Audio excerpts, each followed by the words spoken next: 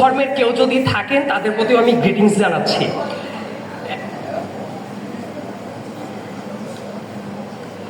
বক্তব্য যে মুহূর্তে শুরু করছি সবার আগে আমি ধন্যবাদ জানাতে চাই ঢাকা বিশ্ববিদ্যালয় কুইজ সোসাইটিকে। আমি যে মুহূর্তে আমন্ত্রণ পাওয়ার পরে আমি চিন্তা করলাম যে ঢাকা বিশ্ববিদ্যালয়ের কুইজ সোসাইটির প্রোগ্রাম আমার লাইফে খুবই বড় একটা স্বপ্ন ছিল যে এই কুইজ সোসাইটির মেম্বার হওয়ার জন্য। 2017 সালে যখন আমি ভার্সিটিতে ক্লাস শুরু করলাম, আনফর্চুনেটলি এই জাতীয় সোসাইটিতে তখন কেন যেন আর মেম্বার হওয়া হলো না। আমি বলবো না সেটা দুঃখের কোনো ঘটনা, বরং এই ক্যাম্পাসে ঢুকে দেখলাম টিএসসি কেন্দ্রিক যত সংগঠন আছে প্রত্যেকটা সংগঠন শুরু হয় জয় টু শেখ হাসিনা দিয়ে, এবং প্রত্যেকটা প্রোগ্রাম তোষামোদি যারা করে তাদের হাত ধরে টিএসসি কেন্দ্রিক সংগঠনগুলো বেড়ে ওঠে। সো স্বভাবতই ওই কালচারটা যেহেতু পছন্দ ছিল না, টিএসসি কেন্দ্রিক কোনো ক্লাবের কোনো সদস্য হওয়া বা কোনো প্রোগ্রামে অ্যাটেন্ড করার সৌভাগ্য বা কোট অ্যান্ড কোট দুর্ভাগ্য হয়নি। অবশেষে আজকে এতগুলো বছর পরে যখন আমার স্টুডেন্টশিপ শেষ হয়েছে তখন এসে এই প্রোগ্রামে গেস্ট হিসেবে অ্যাটেন্ড করতে পারার যে আমন্ত্রণটা পেলাম, এজন্য আমার কাছে মনে হয়েছে আমন্ত্রণটা আমার কাছে খুবই স্পেশাল। আর উপস্থাপিকা যখন পরিচয় করিয়ে দিচ্ছিলেন মনে হচ্ছিল যে কত না কত বিখ্যাত কেউ আসছে। আসলে আমি মোটেই বিখ্যাত কেউ না, বরং আমি যেটা মনে করি এই ইউনিভার্সিটিটা আমার আলমা ম্যাটার। যে জায়গাতে দাঁড়িয়ে আমি কথা বলছি এইটা আমার বাড়ি, এটা আমার প্রতিষ্ঠান। সো অন্য যে কোনো জায়গায় কথা বলার চেয়ে, অন্য যে কোনো জায়গায় যে মুহূর্তে বক্তব্য দেয় তার চেয়ে আমি কেন যেন খুবই হোমলি অ্যাটমসফিয়ার ফিল করছি।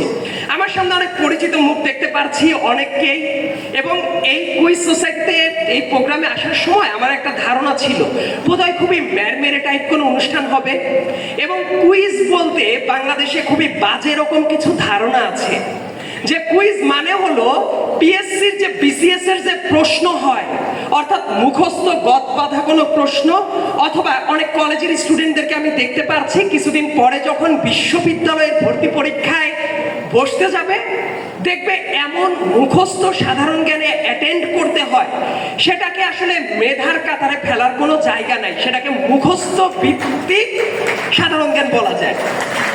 আমি ওই ধরনের ইন্টেনশন নিয়ে এসেছিলাম, কারণ এই বাংলাদেশে এমনও অবস্থানে পৌঁছে গিয়েছিল যে জায়গাতে পড়ানো হতো কোনো একজন ব্যক্তির জানাজায় কোন কোম্পানির সাবান দিয়ে তাদেরকে জানাজার আগে গোসল করানো হয়েছে, এটাও ছিল সাধারণ জ্ঞান। জিজ্ঞেস করা হতো যে উনি কবে কোন এলাকায় গিয়েছেন, কোন স্কুলে খাবার খেয়েছেন, তার কতদিন জেলে ছিলেন, কার সাথে কার যোগাযোগ ছিল, এগুলাকেও সাধারণ জ্ঞান বানিয়ে ফেলা হয়েছিল। ওই জায়গা থেকে যে মুহূর্তে আজকে আমি দেখলাম এই জায়গায় হোস্ট করছিল যে প্রোগ্রামটা, আমার কাছে মনে হলো দেশে একটা বিপ্লব হলে যে দেশ যে জায়গা থেকে উপকৃত হয় তার একটা রিফ্লেকশন তাদের কণ্ঠে আমি দেখলাম। এই জায়গায় শুধু সাধারণ জ্ঞানের প্রশ্ন ছিল না, এই জায়গায় আমি দেখলাম সাহিত্য ছিল, গান ছিল, দেশের ইতিহাস ছিল, আন্তর্জাতিক রাজনীতি ছিল, বৈশ্বিক সম্পর্ক ছিল, এবং অবধারিতভাবে আমরা অনেকে মনসুন রেভলিউশন বলছি, কেউ জুলাই বিপ্লব বলছি, কেউ বাংলাদেশের দ্বিতীয় স্বাধীনতা বলছি, কিন্তু যে টার্মটা আমি শুনে চমকপ্রদ হয়েছি যে শ্রাবণ বিপ্লব কুইজ, এই যে বাংলা নামে তারা এই প্রোগ্রামটাকে নামকরণ করেছে, এজন্য আয়োজকদেরকে আমি ধন্যবাদ জানাই। এই প্রোগ্রামটা যখন আমি দেখছিলাম, দেখার ভেতরে এমন অনেক চমৎকার চমৎকার আমি কুইজ পেয়েছি। আমার ওই যে বললাম যে আমার খুবই আগ্রহ ছিল যে ঢাকা বিশ্ববিদ্যালয়ে একটা সোসাইটির যদি মেম্বার হতে হয়, আমি কুইজ সোসাইটির সম্ভবত মেম্বার হতে চাইতাম 2017 সালে। কিন্তু আজকে যে মুহূর্তে এসে দাঁড়ালাম দেখলাম বিপ্লবটা মনে হলো এই ফোরামেই হয়ে গেছে। এই প্রোগ্রামের ভেতরে কিশোর, কার্টুনিস্ট কিশোর এবং মোস্তাককে নিয়ে অনেক আলোচনা হচ্ছিল। এইটার সাথে আমার নিজের জীবনের অনেকগুলো ঘটনা জড়িত আছে। মোস্তাক ভাই আমার ক্যাডেট কলেজের সিনিয়র। খুবই দুঃখের সাথে যদি একটা ঘটনা বলি, 2021 সাল, করোনা তখন চলে। মোস্তাক ভাই যখন জেলের ভেতরে ছিলেন, মোস্তাক ভাই মারা গেলেন। অনেক দিনের অ্যাক্টিভিজম করে মোস্তাক ভাইকে আমরা বের করতে পারি নাই জেল থেকে, এবং আমরা অনেক ক্ষেত্রে নিজেদেরকে অনেক প্রশংসা করি। আমার ক্যাডেট কলেজ রাজনীতির অনেকে অনেক বড় বড় জায়গায় বসে থাকে। আমার খুবই লজ্জা হতো যে আমরা আমাদের মোস্তাক ভাইকে বাঁচাতে পারি নাই। মোস্তাক ভাই যেদিন মারা গেল ঠিক তার পরের দিন এই ঢাকা বিশ্ববিদ্যালয়ের রাজু ভাস্কর্যে একটা মানববন্ধনের আয়োজন করেছিলাম। অল্প কয়েকজন মানুষ কিছু প্ল্যাকার্ড নিয়ে যখন দাঁড়ালাম, এনএসআই, ডিজিএফআই এবং প্রত্যেকটা এজেন্সির লোক এসে ওই জায়গার সিনিয়র মোস্ট মেম্বারের নামটা লিখে নিয়ে গেল। দুর্ভাগ্যক্রমে সেই ব্যক্তিজন ছিলাম আমি। তো এই যে নাম লিখে নিয়ে গেল, মোস্তাক ভাইয়ের ছবিটা নিয়ে যখন আমাদের বিভিন্ন ফোরাম আমি পোস্ট করলাম, সেই ছবিটাও ইভেন সেই অ্যাডমিনরা রাখে নাই। সো মোস্তাক ভাইকে ন্যায় বিচার পাওয়ানোর জন্য আমি এখন পর্যন্ত চেষ্টা করছি। যে কারণে মোস্তাক ভাই এই টর্চারের শিকার হয়, যে কারণে কার্টুনিস্ট কিশোর এইভাবে নিপীড়নের শিকার হলো, যে ব্যাংক খেকো ব্যক্তিগুলো দায়ী ছিল ওই টাইমের তৎকালীন ডিজিএফআই ডিজি, যারা এই কাজগুলোর সাথে জড়িত ছিল, তাদের কিন্তু সম্পদ এবং দুর্নীতির ক্রমাগত এক্সপোজ কিন্তু আমি করে যাচ্ছি। আমি জানি না যে বাংলাদেশে কোনোদিন বিচার হবে কিনা। আমি যে মুহূর্তে একটা কুইজের ভেতরে আমাদের মোস্তাক ভাইকে টার্গেট করে প্রশ্নটা করতে দেখলাম, সেই কিশোরকে টার্গেট করে প্রশ্নটা করতে দেখলাম, ওই সময়ের ভেতরে আমি একটু আবেগতাড়িত হয়ে গেলাম। যার নামটা নেয়ার জন্য ঢাকা বিশ্ববিদ্যালয়ে আমরা দাঁড়াতে পারিনি, তাকে কাস্টোডিয়াল টর্চারে মেরে ফেলার পরে, আর তাকে নিয়ে মানুষ আজকে এখন কুইজ করছে, এই জেনারেশন তাদেরকে জানতে শিখছে।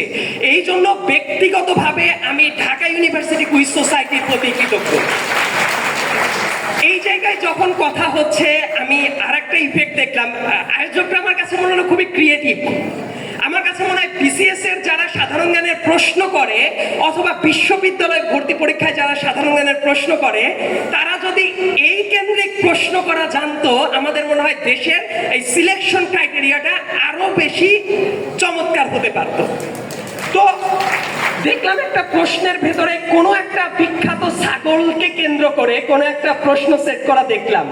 এই ছাগলের মালিক এবং ছাগলের অধ্যত্বপূর্ণ এক ক্রেতা, তাদেরকে নিয়ে এক্সপোজ করার পরে আমার জীবনের পর দিয়ে কি জাহান্নাম চলে গেছে সেটা কিন্তু আমি ব্যক্তিগতভাবে জানি।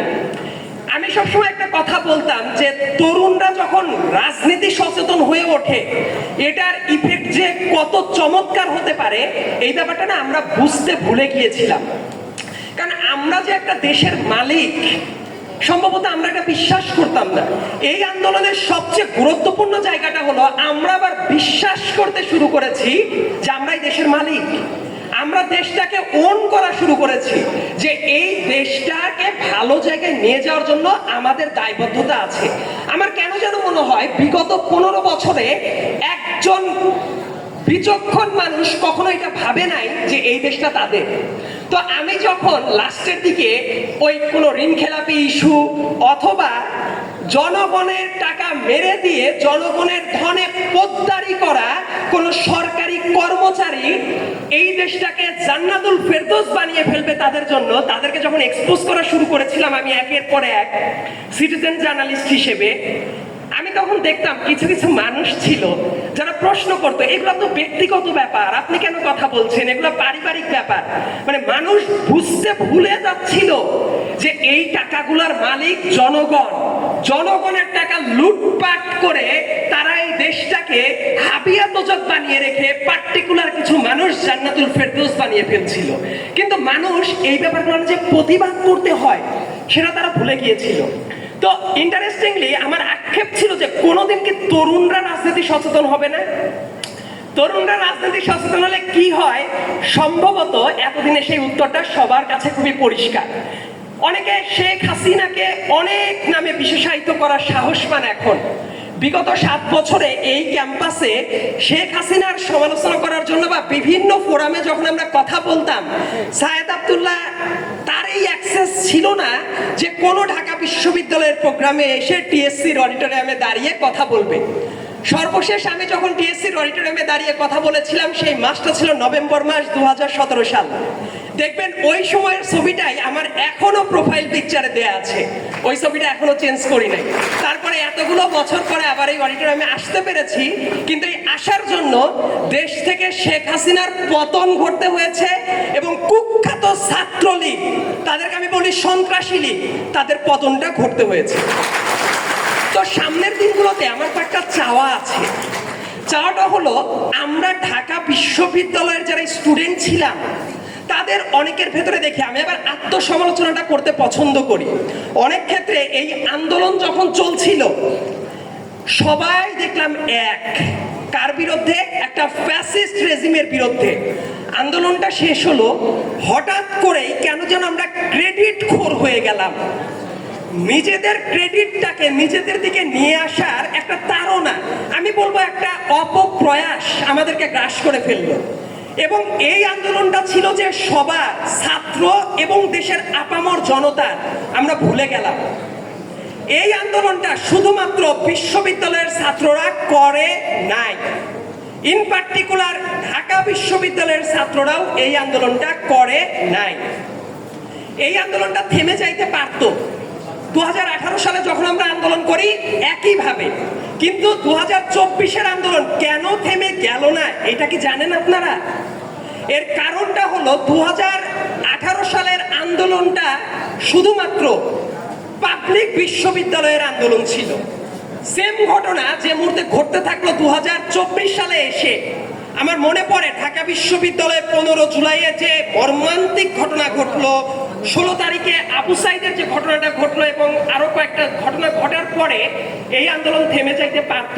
আন্দোলনটা থামে নাই শুধুমাত্র একটা কারণে, প্রাইভেট বিশ্ববিদ্যালয়ের স্টুডেন্টরা রাজপথে নেমে বুকের তাজা রক্ত ঢেলে দেওয়ার সাহস দেখিয়েছে। এই ক্রেডিটটা যদি দিতে আমরা কার্পণ্য বোধ করি, এর মানেটা হলো আমরা ইতিহাস বিকৃতি করতে চাই। প্রাইভেট বিশ্ববিদ্যালয়ের স্টুডেন্টরা দেখেন, তারা কোটা নিয়ে তাদের খুব একটা টেনশন থাকে না, তারা সরকারি চাকরিও করতে চায় না। তারা কেন অবদান রেখেছিল? দেশের মানুষের জন্য, তাদের এই স্টুডেন্ট ভাইদের জন্য, যারা নিপীড়িত হচ্ছে তাদের পাশে দাঁড়ানোর জন্য। এবং একই সাথে আমাদের চিন্তা ভাবনার ভেতরে একটা এলিটিজম থাকে। এই দেশে একটা মাদ্রাসার স্টুডেন্ট, একটা দাড়ি টুপি পরা স্টুডেন্ট কখনো দেশের সিভিল সোসাইটিতে মর্যাদা লাভ করবে, এইটা সম্ভবত এক শ্রেণীর মানুষ কখনোই দেখতে চায় না। এই আন্দোলনের গুরুত্বপূর্ণ আর একটা পার্ট ছিল মাদ্রাসার স্টুডেন্টরা। এবং এই যে স্কুল এবং কলেজের কিছু স্টুডেন্টরা এই অডিটোরিয়ামে আছে, এই আন্দোলনে ঢাকার স্কুল এবং কলেজের স্টুডেন্টরা যেভাবে স্পন্টেনিয়াসলি রাজপথে নেমেছিল, এই ঘটনাগুলো যদি 17 তারিখের পর থেকে না ঘটতো, এই আন্দোলন মোটেই শেখ হাসিনার পতনের আন্দোলন হতে পারতো না। এবং একটা জিনিস না আমরা খুবই ভুলে গেছি, এই ব্যাপারটা আমার বলতে খুবই আক্ষেপ লাগে। অনেকগুলো হাসপাতালে যখন আমি ভিজিট করেছি, এখনো বহু আহত মানুষ আছে, তাদের চোখ চিরতরে অন্ধ হয়ে গেছে, কারো পা কেটে ফেলতে হয়েছে, তাদের অনেকের চাকরি নাই। সেই মানুষগুলোর কথা আমরা কেন যেন ভুলে গিয়েছি। আন্দোলনটা শেষ হয়েছে, আমরা প্রত্যেকের রাজনীতি গোছানোর কাজে মন দিয়েছি, কিন্তু এই দেশের ফার্স্ট অ্যান্ড ফরমোস্ট ডিউটি ছিল এই আহত মানুষদের চিকিৎসার ব্যবস্থা করা। চিকিৎসা মানে শুধু সেই চিকিৎসা না যে নামকাওয়াস্তে কোনো চিকিৎসা হচ্ছে। চিকিৎসা মানে হওয়া উচিত ছিল দেশের সবচেয়ে ভালো ভালো হাসপাতালে তাদেরকে বিনামূল্যে চিকিৎসার ব্যবস্থা করে দেওয়া। এবং যে মানুষগুলোর চাকরি চলে গেছে, অনেক আহত মানুষ আছে, তাদের কোম্পানি আর তাদেরকে ব্যাক নিবে না। এই ব্যাপারগুলোর দিকে নজর দেওয়ার দরকার আছে। আরেকটা ব্যাপার আমরা মিস করে যাই, এই আন্দোলনে ছাত্রদের অবদান আমরা স্বীকার করছি, রাজনৈতিক দলদের অবদান স্বীকার করছি, প্রত্যেকটা স্পেকট্রাম আমরা স্বীকার করছি, কিন্তু অবহেলিত আরেকটা গোষ্ঠী আছে যাদের কোথাও কোনো নাম নাই। গ্রিন রোডে যেদিন গোলাগুলি হয়, আমার বাসার ঠিক পাশে, ওই দিন এক গোয়ালা পরিবারের একটা ছোট্ট ছেলে মারা যায়। দেখেন, আজকে আমরা অনেকের কথা বলেছি, কিন্তু ওই গোয়ালা পরিবারের যে ছেলেটা মারা গেল তার নাম কোথাও নাই। ওই পাড়া দিয়ে আমি আরো কয়েকবার গিয়েছি, তারা ভুলে গেছে। কারণ এই জাতীয় হত্যাকাণ্ড তাদের ভেতরে হয়েছে, এই শিকারটা তারা যেমন করতে চায় না, আমরাও তাদের কাছে যেতে চাই না। বাংলাদেশে বহু মানুষ আছে, রাস্তায় সবজি বিক্রেতা ছিল, মারা গেছে, রিক্সা চালাতো, তারা আন্দোলন নেমেছে, মারা গেছে। এই মানুষগুলোর পরিবার কেমন আছে? আমার মনে হয় আমরা সামগ্রিকভাবে ব্যাপারটা এখন পর্যন্ত অনুধাবন করতে পারছি না। আজকে যখন আপনারা কোরাস গান গাইলেন, ওই যে মুক্তির মন্দির ও সোপানে তলে, আমি যখন বারবার করে এই গানটা শুনি, আন্দোলনের টাইমে আমি প্রতিদিন এই গানটা অনেকবার করে শুনতাম। আমার চোখে এখনো বহু মানুষ আছে, চোখের সামনে মারা গেছে, সেই মানুষদের স্মৃতি আমার সামনে এখনো ভেসে ওঠে। কিন্তু আমরা কেন যেন সেই ব্যাপারটা মিস করে যাচ্ছি। আর আপনারা যারা স্টুডেন্ট আছেন, আমাকে আপনাদের বন্ধু ভাবতে পারেন, বড় ভাই ভাবতে পারেন, অথবা এই দেশের খুবই সাধারণ একজন নাগরিক ভাবতে পারেন। আমি সব সময় আপনাদের কাছে একটা জিনিস প্রত্যাশা করব, আপনারা কখনো প্রশ্ন করতে ভুলে যাবেন না। আমাদের একটা স্বভাব আছে, আমরা নিজেরাই দাসত্ব বরণ করে থাকতে চাই। দেখবেন এক রাজা যায়, আরেক রাজা আসে, আসার পরে কেন যেন আমরা নিজেরাই গিয়ে তাদের কাছে গদ হয়ে পড়ি। আমি চাই এই যে ছাত্ররা যারা আছেন, আপনাদের নেক্সট টার্গেট হবে এই দেশে প্রত্যেকটা দায়িত্বশীল চেয়ারে যারা যখনই বসবে তাদের দিকে চোখে চোখ রেখে কথা বলার প্র্যাকটিস করবে। সে যেই হোক, সেই জায়গায় যদি কোনোদিন দেখেন সায়েদ আব্দুল্লাহ নিজেও গেছে, আমি চাই আমাকে প্রশ্নবাণে জর্জরিত করে ফেলেন আপনারা। এইটাকেই আমরা বলি যে আপনারা সিটিজেন হয়ে উঠতে পারছেন কিনা। আপনারা দাসত্বটাকে ত্যাগ করে প্রত্যেকটা জায়গায় আপনারা প্রশ্ন করতে শেখেন। কারণ আমরা যদি নাগরিক হয়ে উঠতে চাই, এইটা আমাদের জন্য অবধারিতভাবে একটা দায়িত্ব আছে। আর সবশেষে একটা অনুরোধটা হলো, আমাদের যে বয়স, এই বয়সে আমাদের গায়ে অসম্ভব রকমের একটা তেজ কাজ করে। এই তেজটার পজিটিভ সাইড যেমন আছে, আবার একটা নেগেটিভ সাইডটা আছে। আমরা অনেক ক্ষেত্রে জেনে না বুঝে অনেক অন্যায় করে ফেলি, অনেক মব জাস্টিসে নিজেদেরকে জড়িয়ে ফেলি। আমাদের মনে রাখতে হবে, এই বাংলাদেশ বহু ত্যাগ তিতিক্ষার ফলে যে বাংলাদেশটা এসেছে, সবাইকে নিয়ে এক ছাতার নিচে আমাদের দাঁড়াতে হবে। অনেক প্রশ্নে আমরা একমত হতে পারবো না, ভিন্ন ভিন্ন মত থাকবে, কিন্তু সেই ভিন্ন মতকে রেসপেক্ট করার কালচারটা যাতে থাকে আমাদের ভেতরে। এই দেশে দাড়ি টুপিওয়ালা মানুষ যাতে নিগৃহীত না হয়, সেটা যেমন নিশ্চিত করতে হবে, একই সাথে কেউ যদি একটা ফ্রক পরে করে বা ক্রপ টপ পরে যায়, সেও যাতে কোনো নিপীড়নের শিকার না হয়, সেটাও নিশ্চয়তা এই দেশে থাকা উচিত। এই দেশের পাহাড়ের আমাদের ক্ষুদ্র নৃগোষ্ঠী যারা আছে, তাদের অধিকারের দিকে আমাদের নজর দেওয়া উচিত। আমাদের চা শ্রমিক যারা আছে, এখনো কি মানবেতর জীবনযাপন করে, সেটা আমাদের ভাবা উচিত। আমাদের সমাজের প্রত্যেকটা জায়গায় যদি আমরা অ্যাড্রেস না করতে পারি, আমরা বলছি না দ্বিতীয় স্বাধীনতা, এই দ্বিতীয় স্বাধীনতাটাও ব্যর্থ হয়ে যাবে। আর ব্যর্থ হওয়ার আগে পার্টিকুলার কিছু পয়েন্টে আমাদের সব জায়গায় ঐক্যমতের দরকার আছে। সবার আগে দেশ, এই কথাটা যাতে আমরা ভুলে না যাই, এই আহ্বান রেখে আমি আমার এই বিরক্তিকর বক্তব্য শেষ করছি। ধন্যবাদ সবাইকে।